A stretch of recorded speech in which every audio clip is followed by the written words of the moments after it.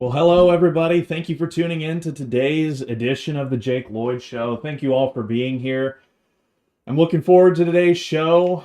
We're getting back in the groove and we are enjoying it. Well, today's show will be good, I think. I thought yesterday's show was pretty good. I felt like I expressed what I wanted to express there. I think that was an important thing to talk about because it was something that was important for me to figure out at one time and continuing to figure out. And so I was particularly happy with yesterday's episode. Today will be a little bit different. I don't know if it'll be, not that yesterday's episode was fun, but I don't know that this will be quite as fun, but I think that this is also something that needs to be talked about, something important. The lighting, the lighting in this room is not great. For some reason, the overhead light just went out, and I'm having trouble lighting myself properly because I have a window here which is lacking a screen. I don't know what you call it, but the other window across from me has a screen on it that's meant to keep out light, which is good when I'm not trying to stream, but it makes it hard to balance the lighting. I have a box light over here, and anyway, so I'm trying to get all of that figured out, trying to get all that set up. Plus, when I'm relying on Windows so much, just because of, the overhead lighting situation, makes it hard to get it consistent, but that's what, I guess these are just the things that you have to deal with when you're a content creator. These are the struggles. It's like when you get out of things, you only remember, after a certain period of time, you only remember the good times, you only remember the fun. You don't remember having to constantly fight against the sun and the sound of the air conditioning getting picked up on your microphone, or traffic, or the construction that's happening right on the corner. I got all my mic stuff set up yesterday, and then now, I don't know if you can hear it. Hopefully you can't hear it, but then there's construction happening on the corner. Somebody's working on the road, and so, of course I have to try to configure the mic a little bit differently in order to keep that off of the stream. So anyway, but we're adjusting to it, and it's good growing pains. I think that we're doing really well on the show. As people learn that I'm back, I think that more people will come back. But as much as I want the old people to come back, I want to grow. We want to grow. you don't want the same old stuff being said every single stream. And in the same way, you don't want the same, set of people listening to it every stream. You always want to be bringing in new people. You want to be bringing in new people with new thoughts, new people to learn the things that you're talking about so they can spread it so that the movement can grow. It's much better to be adding people than it is to be constantly purity spiraling and trying to destroy people for like petty differences or just because you're bored. And that has a little bit to do with what we're talking about today. As you can see, man, this green screen is just having a rough time with me today with the lighting. Hold on one second. I don't know if that's much better. I think it's a little bit better. I moved the box slide a little bit closer to me. Actually, I do think the lighting is more even though the green screen is not necessarily more lit. However, by the way, feel free to let me know how the audio is with the new mic and everything. Got to get used to how much the distance and all of that affects the sound that you're going to get. So anyway, no, don't worry, JNS. I would never leave you for a new, younger audience. I would never, because hey, you're loyalists, you're loyal to me, I'm loyal to you, and I would never abandon you. That's why I came back. I would never leave you forever. I would never abandon you. Anyway, the title of the stream today is Don't Be an Antisocial Freak. Now, I have two different sub categories for today's stream. Hold on, I've got it. You know how it is on the Jake Lloyd Show. We're really live. You can tell that we're live. This isn't, we're live. It's a dynamic show. There's always things happening. It's like when I was in the InfoWars newsroom. I get a message in my ear. Oh, breaking news! The globalists just entered phase 16 of American genocide. We're going to bring on. We're going to bring on so-and-so to talk about it. It's like that, except it's papers blowing around my room and clouds going overhead and disrupting the lighting. Anyway. Oh, and of course the camera losing its focus. It's a better camera, believe it or not. I mean, I don't know if you can see that. Right now it's...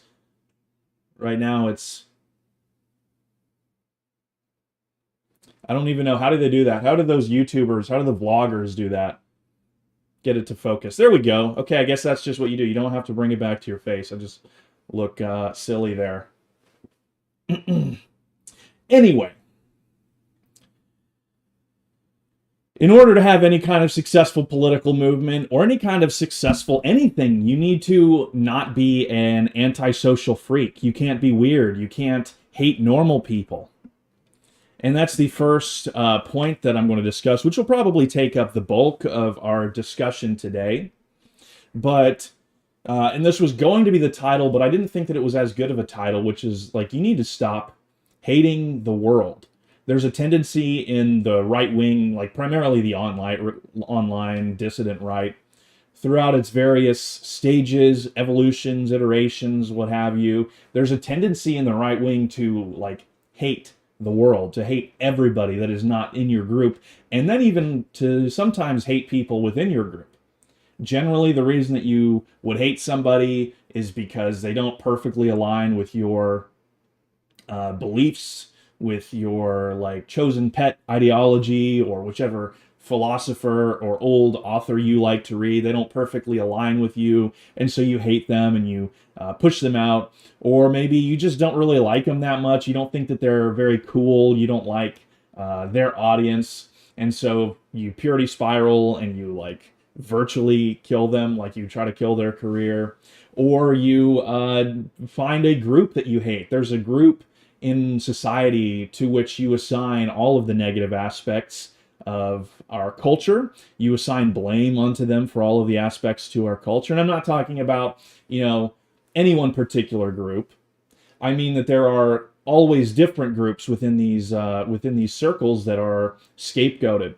Sometimes it is let's just say national group, a group of a certain nationality, an ethno-religious group, women, um, normies, anybody that can be considered other, dissenters, old people, whatever.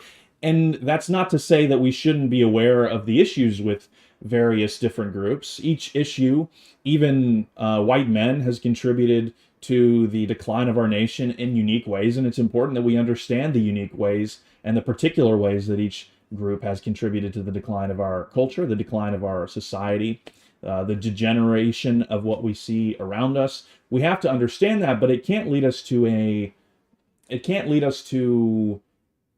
an irresponsible hatred of these people. And hopefully that makes sense, because we can understand that certain groups commit crime at a disproportionate rate without hating every single person which we come across that happens to be part of that group. We can understand that women are not logical creatures, or they're not quite as rational as men are in many ways, that they have like depth perception problems, that they make decisions emotionally, but we can also acknowledge that that doesn't make them like innately flawed or evil, and it doesn't mean that all of them in the world are out to get us and trying to make our lives hell just because of, just because you think that they are responsible for certain issues in our world.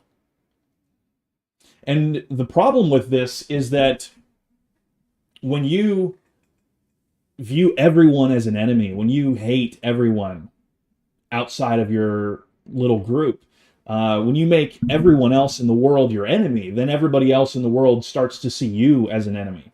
Even people who you would like to make into an ally at some point, somebody who you would like to become friends with, they're not going to want to become friends with you if you are constantly destroying relationships and burning bridges, or doing, just being like a weirdo. And this goes beyond politics. This goes into your, as I've talked about with the issues that we discussed yesterday and the day before, these issues like will ripple throughout your life. They don't just, it's not just confined to the world of political relationships or those sorts of things, but these apply to your work life. They apply to your life at school, with your family, people who you are friends with, or maybe who you would like to be friends with, the social circles that you run in, if you do run in social circles. And that's another thing that we'll talk about. And that falls under the antisocial freak category broadly, is there's like the kind of people who run in social circles and like burn them down, and then there are the kind of people who hate everyone so much that they refuse to get involved in social circles, and both of those are equally bad in different ways. And so you need to change the perception that you have of the people around you. First and foremost, like if you just look at things from a purely utilitarian perspective, then you'll, like, if you can objectively look at it, you know that you need other people for whatever you're trying to accomplish. If you want to get a good job, you need to know people. You need to meet people and be presentable to them in an interview. If you want to get a good grade in class, if you want your teacher to work with you, you need to be like a normal person who comes across as reasonable. You can't seem angry to them. You can't be causing problems. You can't not be showing up to class all the time. And these are just practical examples that you might encounter in your daily life. Much of your life could be made so much easier just by getting along with other people. Because a functional person, like a well-adjusted, well-socialized, functional person, does get along with other people. And because of this, they have some leeway in their relationships, in their interactions. If you are not that person, then people won't want to work with you. As I said a minute ago, not only will people see that you're like a bridge burner, or that you're unreliable, or that you are like you have low impulse control and you're constantly causing problems for people who you're friends with. If people see that, then they're going to want to avoid that from the, just avoid that possibility from the get-go, and they're not going to want to be friends with you. They're not going to want to develop any kind of relationship with you. But also, take the example of school, and this is here. I'll give you an example. In high school, I was like a pretty normal kid. I was not a good student. I will say that I was not a good student. That's the point of the story, but I'll like give you some background about the rest of it. I was like, I got along with pretty much everybody just fine. There was nobody that I bullied. Nobody bullied me. I played football in high school.